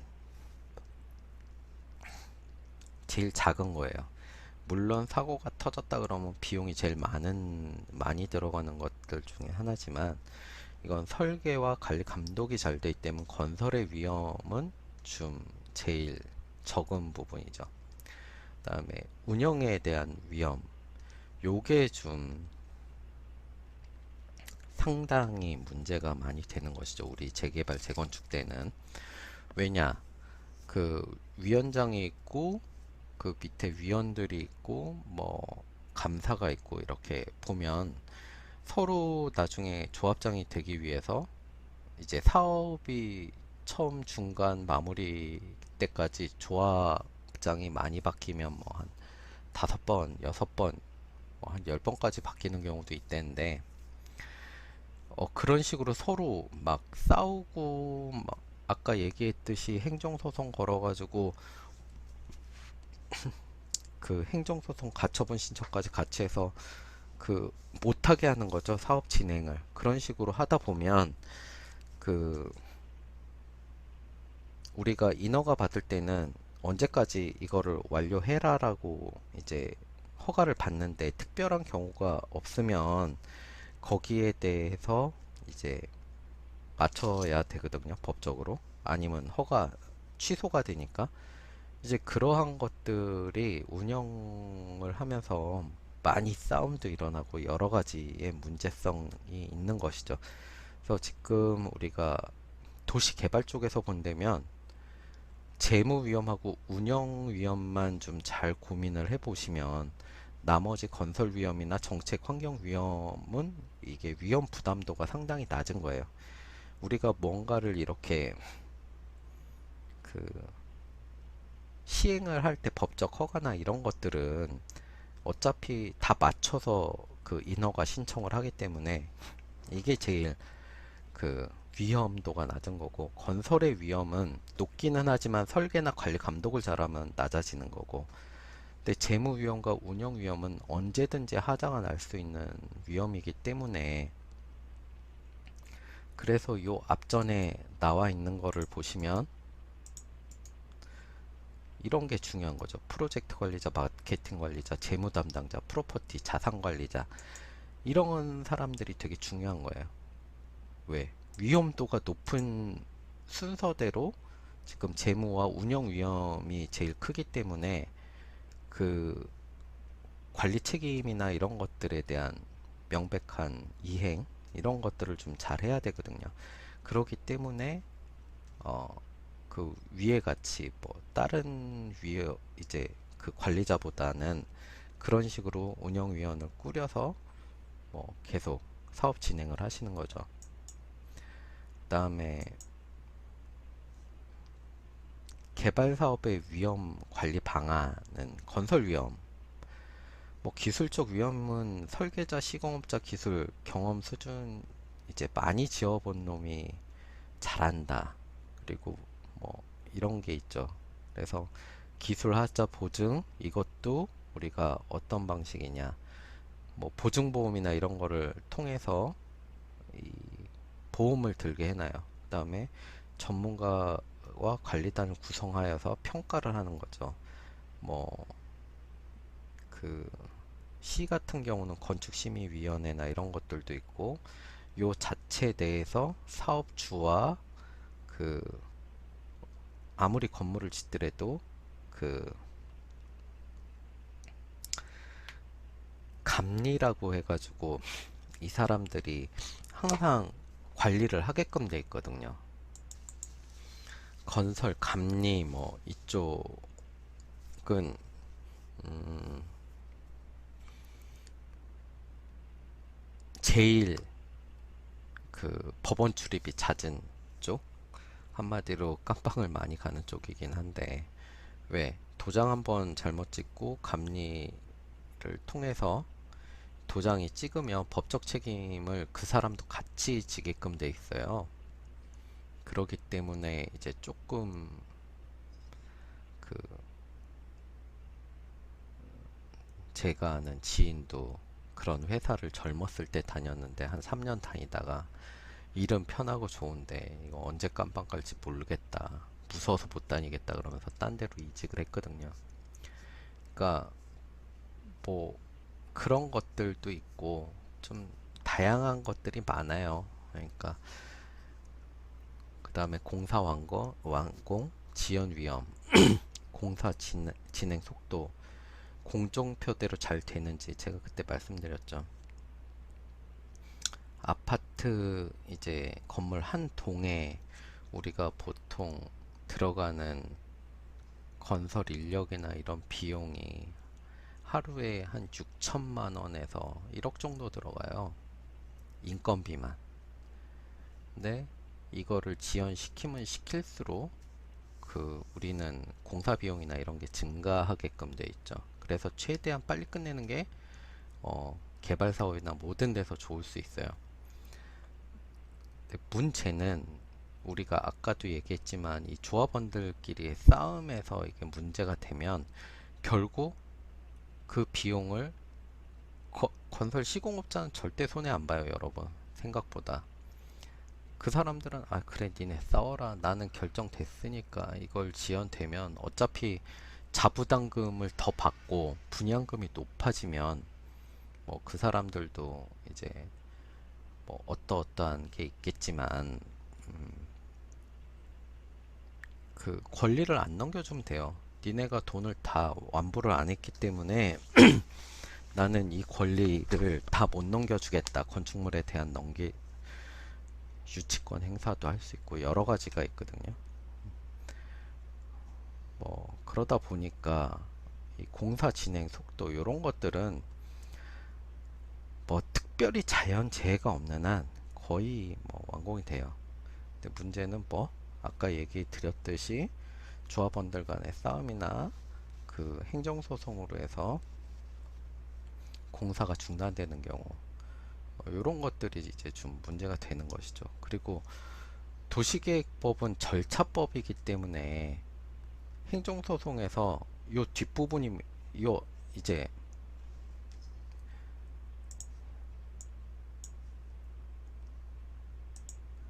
자 1, 2, 3,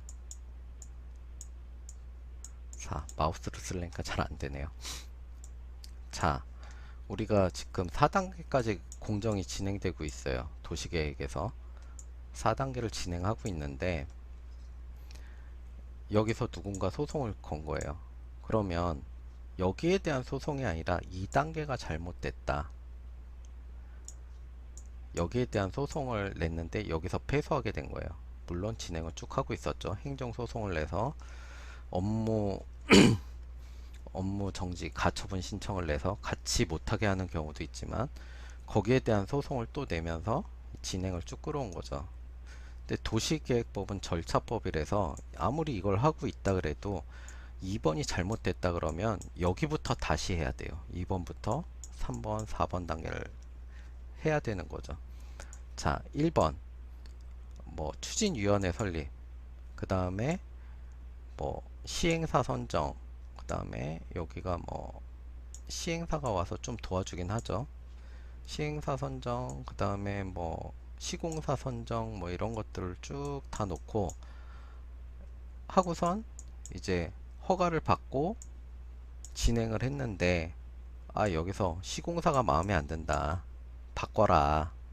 그러면 여기다 거는 게 아니라 여기다 걸어서 이런 무슨 절차의 하자를 문제를 들어서, 아까 얘기했죠. 그 모든 서류를 등기로 2번 이상 보내야 되는데 그걸 안 했대던가, 나는 못 받았어요 이런 얘기를 한대던가, 뭐 이런 식으로 해서 하자를 걸어가지고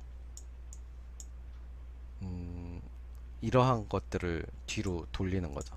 도시계획법은 절차법이기 때문에 4단계까지 진행돼도 2단계가 잘못됐으면 2단계부터 다시 해야 돼요. 그게 이제 좀 여러분들이 머리 아픈 거예요. 그래서 이런 것들을 떻게 법적으로 잘 해결해 나갈 것인가에 대해서 고민을 하면서 진행을 하셔야 되는 거예요. 그 다음에 하자 보수의 위험, 공사 완공 후 부실 발생 위험은 늘 있죠. 그래서 하자 분담금으로 공사대금을 절대로 다 주진 않아요. 근데 막 다 내놓으라고 막 떼쓰고 이런 경우가 많아요. 유치권 행사한다 그러면 여러분들은 어떡하냐, 그러면 그 분담금을 공탁을 걸어 놓으면 돼요, 법원에.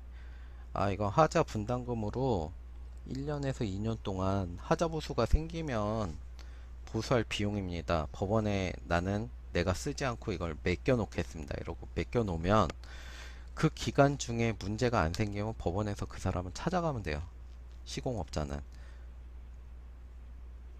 그리고 그런 것들이 없으면 어, 보통 건설 업체들에서는 난 지었으니까 모른다, 니네가 쓰다가 잘못한 거 아니냐 이런 식으로 나오니까 항상 하자 보수의 위험이 있으니까 그러한 것들을 걸어 두시면 됩니다.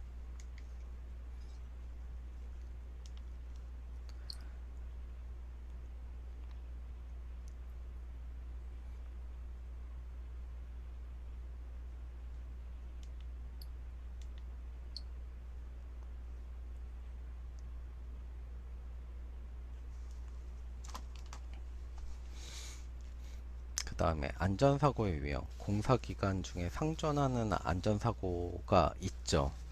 항상 있으니까 그거에 대해서 여러분들이 늘 고민하셔야 돼요. 거기에 대한 이미 비용도 책정을 해 놓으셔야 되고, 그 다음에 용지 공급. 공급은 개발 사업이 근거하고 있는 법에 의해서 공급 방식과 절차가 규정되죠. 아까도 얘기했지만 대체적으로는 뭐 수용 방식과 환제 방식이 나눠지고 거기에 대해서 어떻게 한다라고 절차가 있었죠. 그 다음에 택지 개발 사업의 경우는 용지 분양을 위해서 먼저 택지 공급 승인을 신청 작성하고 건설교통부 장관으로부터 택지 공급 승인을 받은 후 공고 절차를 거쳐 공급을 한다. 택지 개발 사업은 민간이 하는 게 아니기 때문에 그렇게 문제가 되진 않아요. 건설교통부 장관이 나라에서 하는 거기 때문에 크게 문제는 안 되고 있어요. 택지 공급 방법도 추천, 경쟁, 입찰, 뭐 수의계약 등으로 구분을 하죠. 택지 공급의 대부분은 경쟁, 입찰이나 추첨을 하는데, 수의계약 같은 경우는 뭐 학교 부지라던가 관공서 부지라던가 이런 것도 경쟁 입찰을 하지만 특수 법인이 들어와서 내가 이거는 학교 법인 재단으로 먼저 이건 제가 여기다 학교를 짓겠습니다 이런 식으로 들어오는 경우가 있거든요. 그런 거는 수의계약을 해야 돼요. 추첨에 의한 방법은 국민, 건설, 용지와 학교 등이 그 대상이다. 자, 추첨은 학교가 들어가죠. 근데 학교는 대부분 수의계약도 가능해요.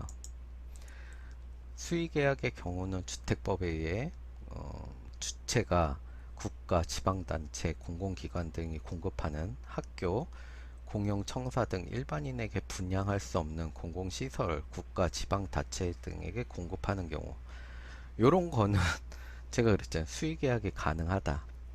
그리고 대부분은 추첨을 안 하고 수의 계약으로 해요. 학교가 뭐 여러 군데 재단법인이 들어오는 경우도 드물고 내가 거기 재단법인을 설립해서 들어가겠습니다. 이런 경우가 많기 때문에 인수인계에 대해서 공공시설 이제 협의 시점 신도시 준공과 함께 공공시설물은 이제 모두 지방자치단체에게 넘어가게 되죠. 그다음에 행정자치부 공유재산관리 지침에 따라서 이 시설 사후관리가 진행되는 것이고요.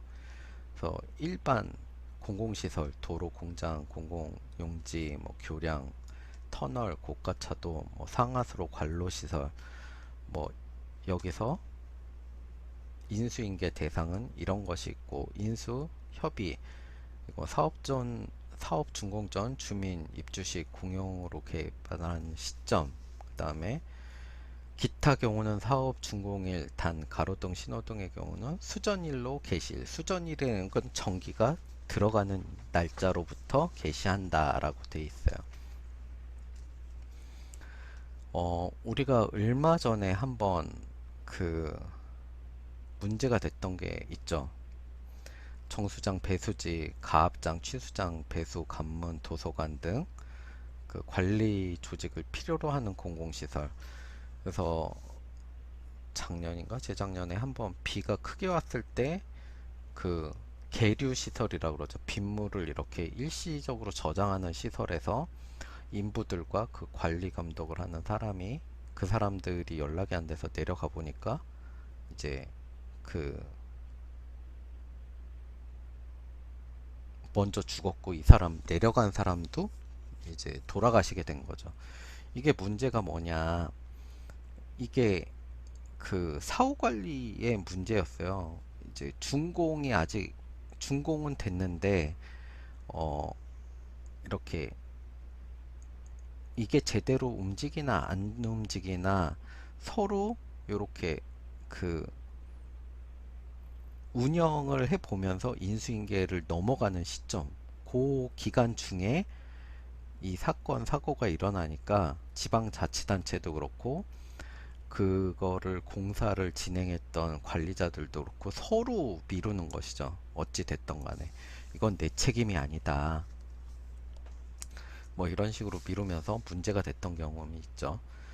그런 것들은 제가 봤을 때 공공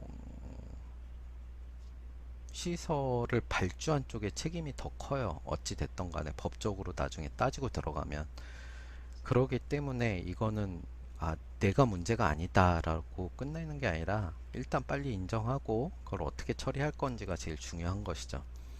그 다음에 관리 경험 및 조직이 필요한 공공시설 이런 거죠. 아까 하수 종말 처리장, 폐수 처리장, 배수 펌프장 이런 것들인데 준공일은 지났고 준공에서 인수인계를 어떻게 하는지 그 방법을 가르쳐 주고 있는 상황에서 사고가 터진 거죠. 그 다음에 공공시설 인수인계 방법, 합동점검, 사업 준공을 한 다음에 당해시설 관리청에서 합동으로 점검을 하는 거죠. 그 점검 요청일로 30일 이내에 합동 점검을 완료하여야 되고 그 결과를 보고서와 함께 통보를 해줘야 되죠. 공공시설을 공유 개시하는 데 따라서 관리관청은 그 시설권을 인수하는 거죠. 시설권을 인수하면 하자보수도 이제 그걸 하게끔 돼 있죠. 하자보수, 합동점검 및 공공시설의 인계한 경우는 관리 하자에 대한 유지보수는 당해 관리청이 담당한다. 여기 분명히 나와 있죠. 그러니까 준공이 끝나고 인계하고 그걸 가리켜주는 동안에 사고가 난 거는 그 인계를 받은 자가 관리청이 이제 그거에 대한 모든 책임을 지게끔 돼 있어요. 비용 부담은 인수인계가 완료된 시설물은 그 지방자치단체가 분담해야 되죠. 근데 한 가지 예외는 있어요. 만약에 얼마 전에 산업단지에 그 하수도 관이 깨져가지고 계속 문제가 됐던 경우가 있었죠. 산업단지 시설 내에. 그거 같은 경우는 부실공사 가계로 인해서 문제가 됐으니까 지방자치단체가 이제 비용을 내서 그걸 고치고 그 다음에 거기에 대한 비용을 그 공사를 한 데에 대해서 소송을 통해 가지고 받아내는 그런 방식도 있는 것이죠. 어쨌든 지방자치단체가 이래저래 비용 분담이나 이런 것들이 좀 커요. 그 다음에 사후관리, 지방공사와 지방공단의 비교. 지방공사는 회사예요. 공공회사죠. 그 다음에 자치단체 단독으로 민관 합작. 어쨌든 공사기 때문에 이익을 봐야 돼요. 단독 사업을 경영해서 좀 그 융통성이 있고 판매 수익, 공사체 발행, 증자, 민간 출자가 가능하고 경영자는 사장, 부사장, 이사가 있죠. 지방공단 같은 경우는 공공 업무를 대행하는 기관이죠. 그 다음에 민관 합작이 불가해요. 지방자치단체 단독으로 해야 되죠. 그 새만금 사업이나 이런 것들이 그래서 좀 문제가 되면서 경기도나 그 화성시나 이런 데 좀 지방 재정에 문제를 많이 주게끔 돼 있었죠. 이제 수탁금이라 그래서 그걸 사용하는 그 사업자를 뽑아가지고 그 사람들로부터 돈을 받아서 그걸 이제 그 사업을 진행하게끔 하는 것이죠. 공단체 발행과 증자가 불가, 민간 출자는 불가하죠. 공채 발행이기 때문에 이런 것들이 좀 안전한 것이죠. 그 옵티머스 사건이나 이런 사건들이 이렇게 이런 단체나 공사체를 발행하는 것들을 사서 이익을 내겠다 그러고 딴 데 투자해서 문제가 된 거예요. 여기도 사장, 부사장, 이사. 요 사람들은 월급을 받는 사람들이죠. 경영자들. 아, 오늘은 여기까지 강의를 마치도록 하겠습니다. 그리고 그 요번 주 단어는 늦가을로 할게요. 늦가을.